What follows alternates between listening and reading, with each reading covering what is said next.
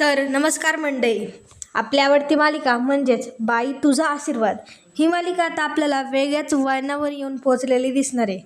कारण की आता आपल्याला या मालिकेत खूप असा गोंधळ असा दिसणार आहे. तर गोंधळ का, तर तो आपल्याला आजच्या व्हिडिओमध्ये पाहायला मिळणार आहे. आणि हा गोंधळ आता धन्या आणि अवनी घालणार आहे. आता मग हे दोघे नक्की काय गोंधळ घालणार आहे आणि काय आता व्याप त्या राजाच्या डोक्याचा व्याप काय वाढून ठेवणार आहे, हे आता आपल्याला या व्हिडिओमार्फत पाहायला मिळणार आहे. त्यामुळे हा व्हिडिओ शेवटपर्यंत पाहत राहा, त्यामुळेच तुम्हाला कळेल की नक्की काय झालं आहे म्हणून. तर मग आता इकडे अण्णा बाहेर आलेले असतात आणि अण्णा रांगोळी पाहतात आणि तिला म्हणजे अवनीला विचारतात की सुनबाई ही रांगोळी कोणी काढली म्हणून. तर मग अवनी बोलते की मीच ही रांगोळी काढली म्हणून. काय अण्णा काय झालं. तर मग आता अण्णांना खूप असं छान वाटतं, त्यांच्या डोळ्यातून लगेच आनंद अश्रू येतात. कारण आता इतक्या वर्षांनी त्यांच्या दारात कोणीतरी म्हणजे त्यांच्याच लक्ष्मीने रांगोळी दारात काढलेली असते आणि ती अवनीने काढलेली असते.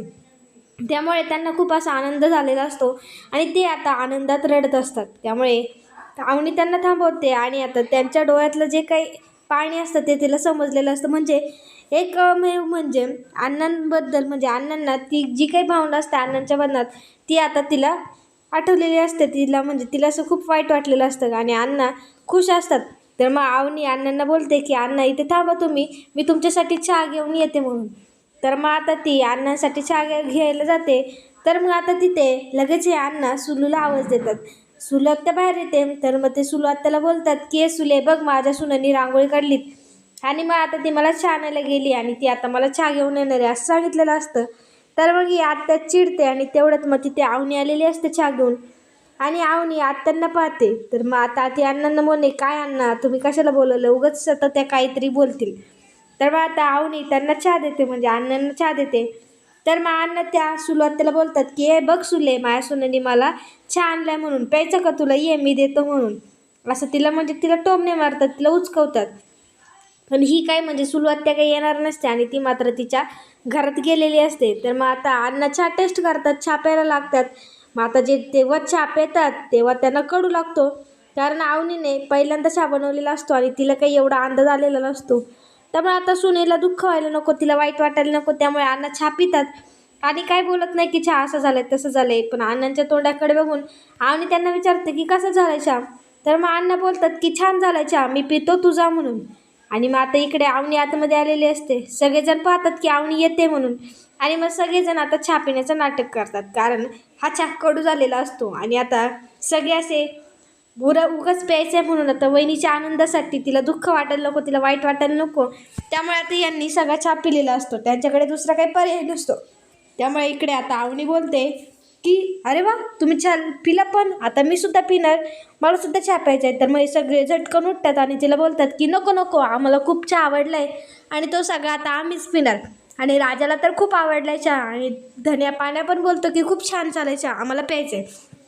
तर मग आता धन्या लगेच आतमध्ये जातो आणि जे काही चहाचं पातेलं असतो ते संपूर्ण उचलून आणतो आणि आता मग तो परत आता सगळ्यांना चहा देतो. आता सगळेजण परत तो सगळा चहा संपवतात आणि म्हणजे पातेल्यातला चहा संपला आणि त्यामुळे काय आता अवनीला चहा प्यायला नको. पण मात्र तिथे राजाने तसंच म्हणजे अर्धा चहा ठेवलेला असतो आणि मग आता ह्यांची तोंड वेगळीच झालेली असतात. त्यामुळे अवनी चहा टेस्ट करते आणि आता ती चहा जेव्हा पेते तेव्हा तो चहा खूप असा कडू झालेला असतो आणि खूप असा वाईट लागतो. त्यामुळे तो तिने पिलेला असतो आणि ती बोलते की शी किती घाण झालाय चहा, खूप कडू झालाय असं आता तिने बोललेलं असतं. तर मग आता यशोदा राजा तिला समजवतो की अहो तुम्ही पहिल्यांदाच केला ना, त्याच्यामुळे असं झालं, म्हणजे आम्ही तिथं लुडबुड करत होतो त्याच्यामुळे साखर कमी झाली आणि चहा पावडर जास्त झाली त्याच्यामुळे चहा असा झाला. पण पुढच्या वेळेस नक्की छान होईल आणि तुम्ही आमच्यासोबत पिला तर तुम्हाला काही वाटणार नाही. म्हणजे आता त्यांनी तिला सांगितलेलं नसतं की चहा कसा झाला आहे, त्यामुळे आता ती तिची समजूत काढत असतात आणि पुढच्या वेळेस 100% छान चहा होईल असं आता त्यांनी तिला सांगितलेलं असतं. आणि आता अवनीला सुद्धा बरं वाटत असतं की आपल्या मनाखातर यांनी तो चहा पिला म्हणून. तर मग आता धन्या आणि पाण्या म्हणजे आता राजा त्यांना बोलतो म्हणजे अवनीला बोलतो की तुम्ही माझ्या कपातलं चहा का पिला म्हणून, मी जस्ट पिलो आणि तसंच ठेवला. तर मग आता धन्या त्याला बोलतो, राजाला बोलतो अरे उष्ट पिल्याने प्रेम वाढतं. त्यामुळे आता राजाला काहीतरी वाटतं, त्यामुळे तो आता तिथनं पळ काढतो आणि मग आता सगळी त्यांच्या कामाला जायला निघतात. पण आता इकडे देशवाणांच्या घरी तर वेगळाच धमाका चालू असतो, वेगळाच गोंधळ झालेला असतो. आता जो काय दत्ता काकाने व्हिडिओ काढलेला असतो तो दत्ता काकाने आता महेशला पाठवलेला असतो आणि तो व्हिडिओ आता महेशने त्याच्या वडिलांना म्हणजे चंद्रकांत देशमाने यांना दाखवलेला असतो. त्यांना वाईट वाटतं आणि मग आता तो महेश चांगलंच बोलायला लागतो की ह्या म्हणजे दांगट परिवाराने आपल्या अवनीची खूप अशी वाईट परिस्थिती केली आणि अवनीला सुद्धा अक्कल नव्हते, ती गेली लगेच पळून म्हणून. पण आता चंद्रकांतला त्याच्या मुलीबद्दल काही बोललेलं आवडलेलं नसतं, भले ती पळून जाऊ नव्हते का करू, पण त्याला त्याच्या मुलीला बोललेलं काही आवडलेलं नसतं. तर महेश बोलतो की आपण त्या दांगटांवर केस टाकायची का, म्हणजे ते रस्त्यावर येतील. तर मग आता तो चंद्रकांत देशपांडे चिडतात आणि त्याला बोलतात की तुला काही कळतं का रे, तिथे आपली मुलगी दिली नाही, आपल्या मुलीला आपण रस्त्यावर नाही आणू शकत, चंद्रकांत देशपांडेंची मुलगी.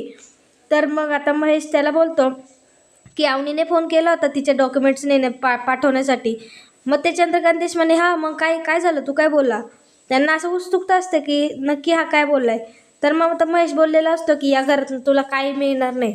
तर मग आता चंद्रकांत देशपांडे चिडतात आणि त्याला बोलतात की अरे बावळट झालास का तू, असं का बोललास, तिला येऊन द्यायचं नाही इथे आणि तिला सांग, परत फोन करून सांग तुला डॉक्युमेंट्स पाहिजे असेल तर तुला या घरात यावं लागेल, आम्ही कोणाच्या मार्फत तुला डॉक्युमेंट्स पाठवणार नाही. असा आता त्यांनी तिथे निर्णय घेतलेला असतो, पण त्यांच्या डोक्यात आता वेगळाच प्लॅन असतो. तर तो आता काय प्लॅन असणार आहे तो आता आपल्याला थोड्याच वेळात कळणार आहे.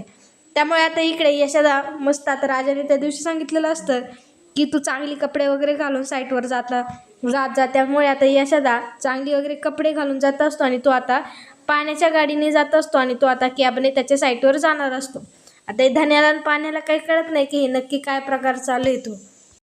त्यानंतर मग आता राजा तिला समजावून सांगतो की यशोदा असाच येतो काय वगैरे, म्हणजे नाही तिथे पैसे खर्च नाही करत, साधी राणी, उच्च विचारसरणी त्याची असे आहेत, त्याने असा तिथे डायलॉग टाकलेला असतो. तर मग अवनी त्याला विचारते की का रे सगळे कामाला गेले, तू का गेला नाही. तर मग आता हा मनातल्या मनात बोलतो की काम असलं तर कामाला जाईन ना. तर मग अवनीला त्याने सांगितलेलं असतं की त्याची गाड्यांची खूप मोठी कंपनी आणि तो गाड्या सर्व्हिसिंग म्हणजे गाड्याची सर्व्हिस इतर लोकांना देतो, म्हणजे त्याचा एक प्रकारे ट्रान्सपोर्ट आहे असं त्याने तिला खोटं सांगितलेलं असतं. तर मग अवनी त्याला बोलते की तू जा कामाला, मी इथं घरी नीट राहील, तू माझी काळजी नको करू, पण तू कामाला जा, असं तर तिने बोललेलं असतं. तर राजा नाही बोलतो कारण त्याच्याकडे कामच नसतं, पण त्याने तिला सांगितलेलं नसतं. तर मग आता अवनी बोलते तू जर कामाला गेले नाही तर मी हे घर सोडून जाईन. तर मग आता राजा घाबरतो, तो तिला बोलतो की नाही नाही तुम्ही जा आतमध्ये, मी जातो कामाला. आणि आता मग राजा विचार करतो की आता नक्कीच जाऊ कुठे, कारण त्याला कुठेतरी जावंच लागतं. त्यानंतर मग इकडे अण्णा त्यांच्या फ्रेंडसोबत बसणारच असतात, तेवढ्यात आता तिथे अवनी आलेली असते. त्यामुळे आता मग ते लगेच त्यांच्या फ्रेंडला लपवतात. तर मात्र अवनी त्यांना भरपूर असे प्रश्न विचारत असते आणि ती सगळं काही अण्णांना विचारत असते. ती अण्णांना विचारते की गेले सगळे कामांना, म्हणजे ती एक प्रकारे सांगते आणि आता पुन्हा विचारते, बोलते तुम्ही घर का नाही बदलत, म्हणजे घराची रिनोव्हेशन का नाही करत. हे घर खूप मोठं आहे आणि खूप छान स्पेस आहे, अशी हवा पण मोकळी आणि छान वातावरण आहे, पण तुम्ही हे घर नीट का नाही करत, असा तर तिने अण्णांना प्रश्न विचारलेला असतो. तर मग अण्णा बोलतात की ते माझे बहीण सख्खे, माझ्या पाठवून आलेले बहीण भाऊ आहेत ना, ते माझ्यावर टपलेत, त्यामुळे मला ते काही घराचं नीट काही काम करून देत नाही, त्यामुळे मग मी सुद्धा करत नाही, असं तर त्यांनी सांगितलेलं असतं. त्यामुळे आता अवनी त्यांना पूर्ण विचारते म्हणजे नक्की काय झालं होतं, म्हणजे तुमची कशावरनं भांडण झाली होती, आणि म्हणजे तिला सगळं तिला माहिती करून घ्यायचं असतं. पण आता इकडे अण्णांचा टाईम झालेला असतो, त्यामुळे त्यांना कसंही करून दारू म्हणजे त्यांच्या फ्रेंडसोबत बसायचंच असतं. त्यानंतर मग आता ते गुपचूप किचनमध्ये जातात, पाणी घेण्याचं नाटक करतात आणि आता ती त्यात बॉटल बी ओततात. त्यामुळे आता अवनी त्यांना बोलते की मी एक छान प्लॅन बनवते आणि मग तो प्लॅन मी यशवंत दादाला दाखवते. आता मग ते बोलतात यशवंत कोण. तर मग आता अवनी बोलते अहो यशोदा. तर मग आता अण्णा बोलतात हां दाखव ना त्याला. आणि मग ते परत बाहेर येतात आणि परत आता त्यांना त्यांच्या मित्रासोबत बसावं लागतं आणि ते आता बसलेलेच असतात. थोडंसं बोलतात, पाणी पितात, थोडंसं बोलतात, पाणी पितात. पण मात्र आता अण्णांना वेगळीच भूल चढलेली असते. त्यांचा आवाज असा वेगळाच विचित्र आलेला असतो. तर मग आता अवनी त्यांच्याशी बोलत असते की आपण घराचं असं करू, आपण तसं करू, आपण हे बदलू, हे इथं ठेवू, हे तिथं ठेवू, म्हणजे ती एक प्रकारे ती आता मोठी आर्किटेक्ट असते. त्यामुळे आता तिला घराचा प्लॅन कसा असतो हे सगळं माहिती असतं. त्यामुळे आता ती अण्णांना सांगत असते, पण आता अण्णांची अवस्था ही वेगळीच झालेली असते. त्यामुळे संशय तिला येतो की नक्की अण्णा पिताय काय. आणि अण्णांचं बोलणं चालू असतं, म्हणजे आता म्हणजे ते राजाच्या आईबद्दल आता तिला सांगत असतात.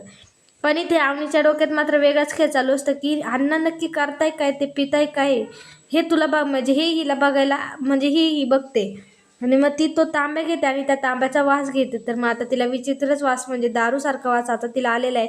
आणि तिला आता कळलेलं आहे की अण्णा दारू पितात ते म्हणून, आणि अण्णांचा फ्रेंड हे त्यांची दारू हे आता तिला तिथे कळलेलं असतं. त्यामुळे आता ती असा निश्चय करते की म्हणजे ती आता जसं घर बदलेल तसं आता ती अण्णांना सुद्धा बदलण्याचा प्रयत्न करते. म्हणजे अण्णांची दारू आहे ती कमी करण्याचा प्रयत्न करणार आहे. तर मात्र तिला काही एवढं लवकर यश नाही मिळणार, पण ती मात्र आता तिने निश्चय केलेला असतो आणि तिने ठरवलेलं असतं की आम्ही अण्णांना बदलणार आणि मी या घराला बदलणार. त्यामुळे आता तिने अण्णांना दारू सोडण्याचा विचार दिलेला असतो आणि तो विचार तिने केलेला असतो. त्यामुळे आता ती अण्णांची दारू कशी सोडते हे आता आपल्याला पाहायला मिळणार आहे. त्याचबरोबर आता आपल्याला पुढील भागात असं पाहायला मिळणार आहे की आता इकडे चंद्रकांत देशपांडेंनी जो काही प्लॅन केला होता तो असा होता की अवनीला कोणीतरी कॉल करायचं, म्हणजे तिला संशय नाही आला पाहिजे अशा व्यक्तीने कॉल करायचा आणि तिला इकडे डॉक्युमेंट आणण्यासाठी घरी बोलावून घ्यायचं. तर मात्र आता कोण करणार, तर आता मात्र अवनीची वहिनी कॉल करणार असं ठरलेलं असतं. महेशची बायको तिला कॉल करणार असं ठरलेलं असतं. त्यामुळे आता ती लगेच कॉल करते आणि अवनीला बोलते की तुला तुझे डॉक्युमेंट्स पाहिजेत ना, तर घरी कोणी नाही आहे, तू डॉक्युमेंट्स घ्यायला ये असं आता तिला सांगितलेलं असतं. त्यामुळे आता अवनी खुश होते आणि आता अवनी राजाला विचारते की मला माझे डॉक्युमेंट्स पाहिजे ते आणि मला त्यांनी घरी बोलवले, वहिनीने घरी बोलवले, त्यामुळे मला जायचं आहे आणि डॉक्युमेंट्स मला घ्यायचे ते. तर मग आता राजा बोलतो की नाही, तुम्ही जर तिथे गेलात तर काहीतरी होईल म्हणून, कारण आता तिने सगळ्यांसमोर हा विषय मांडलेला असतो, पण राजाचा या सगळ्यासाठी नकाराचा असतो. राजा बोलतो की नाही मला हे पटलेलं नाही आहे, तुम्ही तिकडे गेलं तर ते तुम्हाला काहीतरी करतील आणि तुम्हाला परत सोडणार नाही, ते आपल्यासाठी रिस्की असू शकतं असं आता राजाने तिथे सांगितलेलं असतं. पण आता मात्र अवनी ऐकणारी नसते. अवनी तिथे रडते आणि मग ती बोलते की नाही, मला काही करून माझे डॉक्युमेंट्स मिळवायचे, ते काही झालं तरी चालेल, पण मला माझे डॉक्युमेंट्स हवेच आहे असं आता तिने पूर्णपणे निश्चय केलेला असतो आणि ती रडत असते. त्यामुळे आता मग यशोदा राजाला समजावतो आणि मग आता राजाशी सुद्धा परमिशन मिळालेली असते, पण राजा काही तयार झालेला नसतो अजून. पण आता यशोदा बोललेला असतो की तुम्ही जा आणि तुमचे डॉक्युमेंट्स घेऊन या. पण आता त्यांना काय माहिती नसतं की पुढे आता नक्की काय होणार आहे हे याचा कोणी विचार केलेला नसतो. त्यामुळे त्या अवनीच्या डोक्यात एकच असतं, तिला काही करून तिचे डॉक्युमेंट्स मिळवायचेच असतात. त्यामुळे आता जेव्हा सगळे कामाला जातात दुसऱ्या दिवशी, तेव्हा आता तिथे अवनी आणि धन्या हे दोघेच त्यांच्या म्हणजे चंद्रकांत देशपांडेच्या घरी आलेले असतात. का तर ती अवनी तिचे स्वतःचे डॉक्युमेंट्स घेण्यासाठी तिथे आलेली असते, पण तिला माहिती नसतं पुढं नक्की काय होणार आहे. त्यामुळे आता ती घरात आलेली असते आणि धन्या हा घराच्या बाहेरच उभा असतो. अवनी घरात आलेली असते आणि तिच्याकडे तिच्या सामानाची बॅग वगैरे सुद्धा असते. तर मग अवनी तिच्या वहिनीकडे येते, पण मात्र आता घरात सगळेजण असतात. वहिनीला बोलते वहिनी माझे डॉक्युमेंट्स आण म्हणून, पण मात्र आता घरात सगळे आलेले असतात आणि महेश आणि तिचे वडील म्हणजे चंद्रकांत सुद्धा आलेले असतात. तर मग आता महेश काय करतो, ती जेव्हा आतमध्ये येते तेव्हा तो लगेच महेश दरवाजा बंद करून घेतो. अवनीला समजत नाही नक्की काय चाललंय म्हणून. अवनी बोलते काय चाललंय म्हणून, मला दरवाजा उघड, मला जायचंय म्हणून. असा तिने आता आरडाओरडा सुरू केलेला असतो आणि आता या धन्याने आणि अवनीने मोठाच गोंधळ घातलेला असतो, कारण त्यांना कोणी परमिशन दिलेली नसते आणि त्यांच्यासोबत राजासुद्धा नसतो, यशोदासुद्धा नसतो आणि हे दोघे तिथे जाऊन करणार काय. त्यांनी जर काय केलं तर हा धन्या बारीक पडतो आणि धन्या करणार काय. त्यामुळे आता घरी तर कोणाला काही माहितीच नसतं आणि आता दरवाजासुद्धा बंद केलेला असतो. त्यामुळे आता धन्याला कळत नाही की आतमध्ये नक्की काय प्रकार चालू आहे. त्यामुळे धन्या आता घाबरतो, कारण लवकर दरवाजा उघडतच नाही आणि त्याला आतमध्ये काय चाललंय हे कळत सुद्धा नसतं. त्यामुळे आता अवनीचा फोन तर त्याच्याकडे असतो, त्यामुळे तो लगेच राजाला कॉल करून सांगतो की आता आम्ही इथे आलोय आणि असा प्रकार झाला आणि आता अवनी वहिनी आतमध्ये सेम असं आता त्याने त्याला सांगितलेलं आहे. त्यामुळे मग आता राजासुद्धा चिडतो, कारण त्याला सगळं म्हणजे त्याला कल्पना होतीच की तिकडे गेल्यानंतर असं काहीतरी होणार आणि अवनी मॅडम तिथेच कायमच्या राहणार असं आता त्याच्या डोक्यात असतं. त्यामुळे तो आता त्याच्याकडे तर काम नसतं, त्यामुळे आता तो लगेच तिथे आलेला असतो. तर मात्र हे चंद्रकांत देशपांडे अवनीला बोलतात की तुला आम्ही इथनं सोडणार नाही आहे आणि तू आता आमच्या घरी आलेली आहे, तुला इथंच राहावं लागणार आहे. त्या राजासोबत वगैरे तुला लग्न करण्याची काही गरज नाही, त्याच्यासोबत संसार करण्याची काही गरज नाही आहे.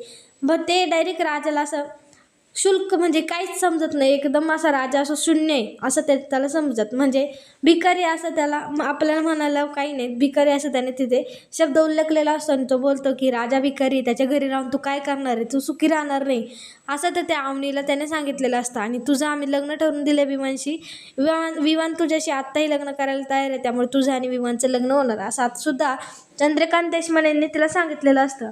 पण अवनीला तिची स्वप्न पूर्ण करायची असतात आणि त्या विवानशी तिला अजिबात असं लग्न करायचं नसतं.